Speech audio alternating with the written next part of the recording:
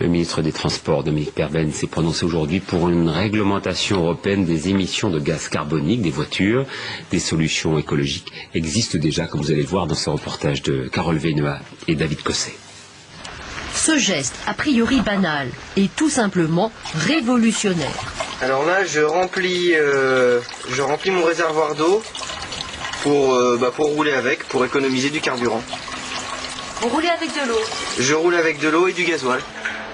Avec l'enthousiasme et l'énergie de ses 24 ans, Kevin a bricolé sur sa vieille Renault diesel un système qui permet d'injecter de la vapeur d'eau avec de l'essence. Le procédé est simple, il se compose d'un réservoir appelé bulleur et d'un réacteur, un tube avec une tige à l'intérieur que l'on introduit dans le pot d'échappement.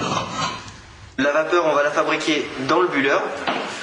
La vapeur va venir glisser entre la tige et le tube, qui est chauffé par les gaz d'échappement. Et à la sortie de ce réacteur, nous allons envoyer ce mélange gazeux, issu de vapeur d'eau, dans l'admission d'air. C'est le moteur Pantone, du nom de son inventeur, un ingénieur américain. Depuis 1998, ses plans de montage circulent sur Internet et dans le milieu associatif écologiste. Le génie de Kevin, autodidacte en mécanique, c'est de l'avoir réalisé et ça marche.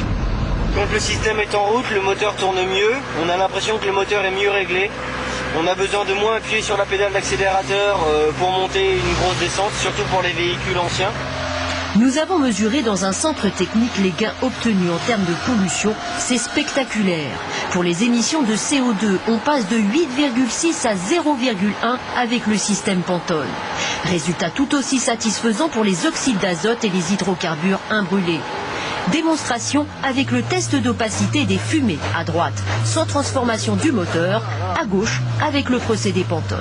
Quant au gain de consommation en carburant, il est de l'ordre de 20% et ça n'est que du bricolage. On peut alors se demander pourquoi les constructeurs ne s'y intéressent toujours pas.